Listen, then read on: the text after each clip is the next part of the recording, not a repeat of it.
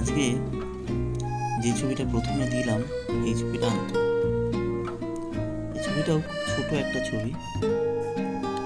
প্রথমেই আমি যে জায়গাগুলোকে একটু হাইলাইট রাখার চেষ্টা করব সেগুলোকে আমি হলুদ লেমন ইয়েলো দিয়ে নিচ্ছি। পেপারটাকে আগে হালকা করে ভিজিয়ে নিয়েছি। যে যে জায়গাগুলো আমার মনে হচ্ছে এখানে হাইলাইট রাখবো সেগুলোই প্রথম আমি দিয়ে নিচ্ছি। এরপর আস্তে আস্তে ডার্ক বাড়াবো।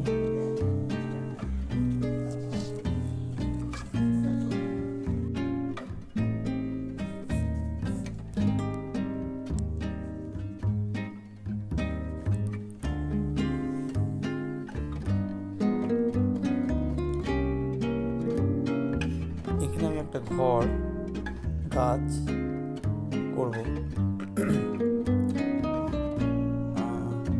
যেখানে ঘরের গায়ে বা গাছের গায়ে একটু আধটু আলো লেগে থাকবে। আলো অন্ধকারের মধ্যে করার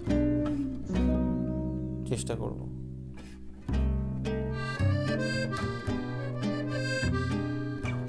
ওই গাছে প্রথমে স্যাপ্রিন, তার সঙ্গে ব্র্যান্ড সাইনা, সামান্য লাইট গ্রিন এগুলো নিয়েছি।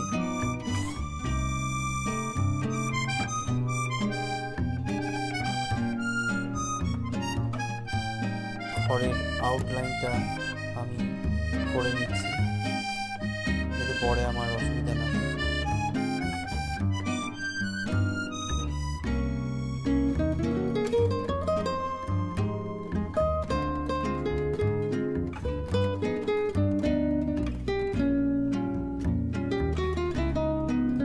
মাটিতেও রং দিয়ে রেখে দেবো। মাটিতে পাস্টোনে, ব্র্যান্ড সাইনা, ইয়েলো অকার, সামান্য গ্রিন এগুলো দেব, কারণ মাটিতে সাধারণত এই ধরনের কালারগুলোই থাকে। এই জায়গাটা খানিকটা আমি একটু স্যাঁতস্যাঁতে, গাছপালা রয়েছে, তার সঙ্গে একটা ঘর রয়েছে, সেই রকম করার চেষ্টা করছি আর কি। তো সেই জন্য যে যে কালারগুলো আমার দরকার সেগুলোকে ব্যবহার করব। আমার যেখানে যেখানে রং দরকার নেই সেখানে আমি পেপার ইউজ করব। পেপার ইউজ করে ওখান থেকে রংটা সব করে নেব, তুলে নেব।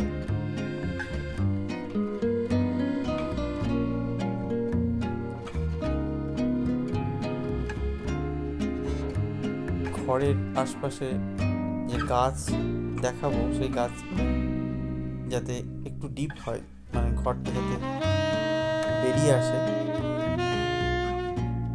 সেইটা প্রথম থেকেই খেয়াল রাখছি। আমাদের মূল যে পয়েন্ট অফ ইন্টারেস্ট যাকে বলে ছবিতে, সেইটা আমি ঘরের একটা অংশ এবং গাছ এগুলোর মধ্যে রাখতে চাইছি সীমাবদ্ধ। ভেজা থাকতে থাকতে যেখানে যেখানে ডার্ক দেওয়া যেতে পারে সেই সমস্ত জায়গাগুলোতে আমি ডার্ক দিয়ে দিচ্ছি। ডার্ক দেওয়ার জন্য আমি পেন স্প্রে, আল্ট্রামেরিন ব্লু, তার সঙ্গে স্যাপ গ্রিন রঙগুলো নিয়েছি। অবিন্যস্তভাবে আমি রং দিচ্ছি। গাছের নিচের দিকে যেখানে আর কি ছায়া থাকবে সেই সমস্ত জায়গাগুলোতে আমি ডার্ক বাড়াচ্ছি। এটা একটুখানি দেখার বিষয় আর কি। এটা প্রথম তো প্রকৃতিকে দেখতেই হবে যে গাছ আলো পড়লে কোথায় তার অন্ধকার থাকে, কোথায় আলো থাকে। পাশাপাশি অন্যদের কাজও দেখতে হবে, যারা ভালো কাজ করে তাদের কাজও দেখতে হবে যে তারা কীভাবে কাজটা করছে। তবে সব থেকে ভালো আউটডোর করা, তবে নিজস্ব একটা ধারণা তৈরি হয়, নিজস্ব ছবির মধ্যে নিজস্ব একটা পরিচয় থাকে, অন্যরকম, অন্যদের তুলনায় একদমই আলাদা।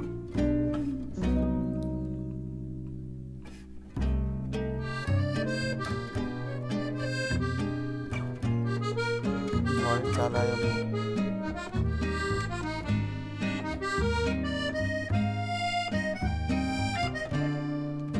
আল্টিমেট ব্লুর সঙ্গে পেন্সিল মিশিয়ে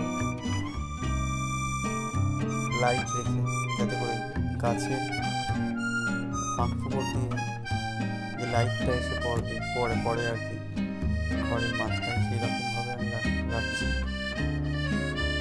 দেওয়ালে রং দিচ্ছি ইয়েলো আকার, তার সঙ্গে ব্র্যান্ড সাইন।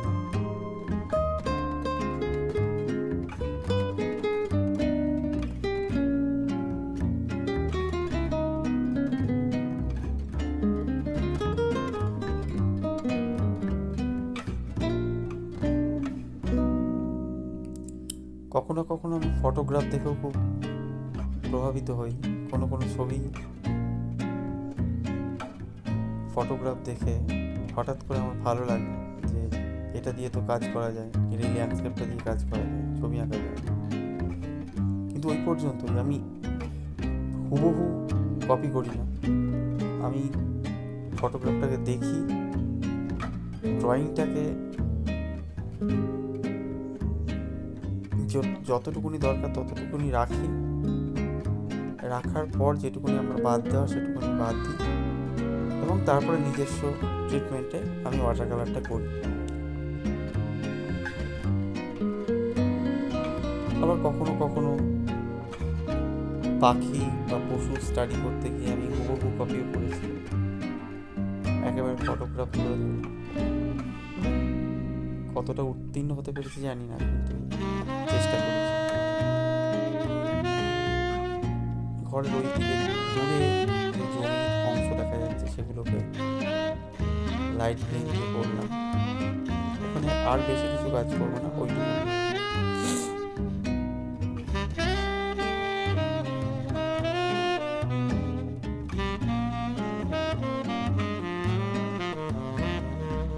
এখনো আমার ছবিটা ভিজে আছে, এইটা বোঝা খুব গুরুত্বপূর্ণ একটা বিষয়।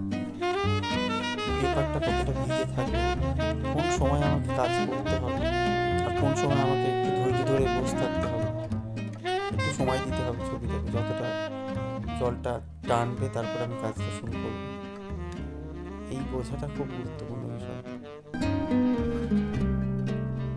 এটা একদমই করতে করতে এই ধারণাটা তৈরি হবে, হঠাৎ করে একদিনে তৈরি হয়ে যায় না। বিভিন্ন পেপারের ক্ষেত্রে বিভিন্ন রকম।